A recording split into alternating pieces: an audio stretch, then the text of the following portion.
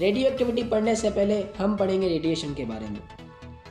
तो रेडिएशन एक ऐसी एनर्जी की टाइप होती है जो किसी न किसी सोर्स से एमिट की जाती है, उसके ज़रिए निकाली जाती है, जो बिना किसी मीडियम के लाइट की स्पीड से जाती है, जो कि 3 × 10⁸ है, यानी 3 के आगे 8 ज़ीरो की स्पीड से।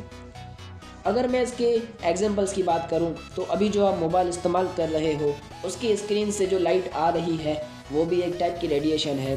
सन जो लाइट हमको देता है वो भी एक रेडिएशन है। ज़रूरी नहीं कि सिर्फ लाइट ही रेडिएशन हो, साउंड भी रेडिएशन होता है। जैसे कि अभी आप मेरा साउंड सुन रहे हो, ये भी एक टाइप की रेडिएशन है। किसी भी एटम के न्यूक्लियस से किसी भी एनर्जी की रेडिएशन निकाली गई हो, अनस्टेबल न्यूक्लियस से स्टेबल न्यूक्लियस में कन्वर्ट होने के लिए उसको कहा जाता है radio activity of atom. Radio activity में दो न्यूक्लियस होते हैं, एक वो जो अनस्टेबल न्यूक्लियस होता है, एक वो जो स्टेबल न्यूक्लियस होता है। अब अनस्टेबल न्यूक्लियस ऐसा न्यूक्लियस होता है जिसमें एनर्जी की जितनी कैपेसिटी है उससे ज़्यादा एनर्जी हो, जबकि ऐसा न्यूक्लियस जिसके एनर्जी कैपेसिटी से कम एनर्जी हो न्यूक्लियस में, उसको स्टेबल न्यूक्लियस कहा जाता है। और स्टेबल न्यूक्लियस आमतौर पर वो एटम्स होते हैं जिसकी एटॉमिक नंबर 82 से कम होता है, और अनस्टेबल न्यूक्लियस वो एटम होते हैं जिसका एटॉमिक नंबर 82 से ज़्यादा होता है, जैसे कि यूरेनियम, पोलोनियम और रेडियम वगैरह। और इसके अलावा रेडियो एक्टिविटी के दो टाइप्स होते हैं, एक नेचुरल रेडियो एक्टिविटी और दूसरा artificial radio activity. Natural radio activity ऐसी रेडियो एक्टिविटी होती है जो कि खुद ब खुद होती है नेचर में, और आर्टिफिशियल रेडियो एक्टिविटी ऐसी रेडियो एक्टिविटी होती है जो कि हम खुद करवाते हैं किसी न्यूट्रॉन्स और प्रोटॉन्स के बम्बारमेंट से।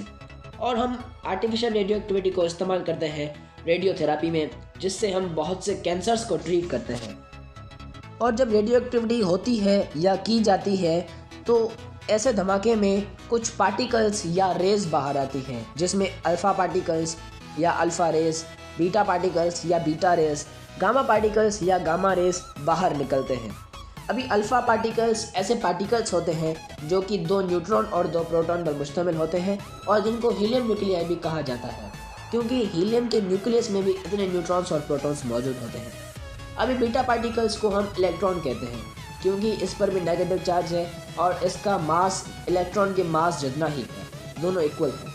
और गामा पार्टिकल्स ऐसे पार्टिकल्स हैं या इलेक्ट्रोमैग्नेटिक रेडिएशंस की एक ऐसी फॉर्म है जिसको गामा पार्टिकल्स कहा जाता है। जबकि अल्फ़ा पार्टिकल्स की मूविंग स्पीड है लाइट के स्पीड से 100 गुना कम।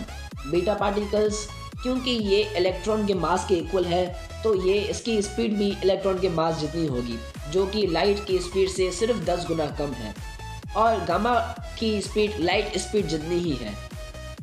अल्फ़ा पार्टिकल्स की पेनिट्रेशन पावर बहुत ही लो है, यानी ये किसी भी चीज़ से मुश्किल से आर पार हो जाता है, जबकि बीटा पार्टिकल्स की मीडियम है as compare to alpha particles.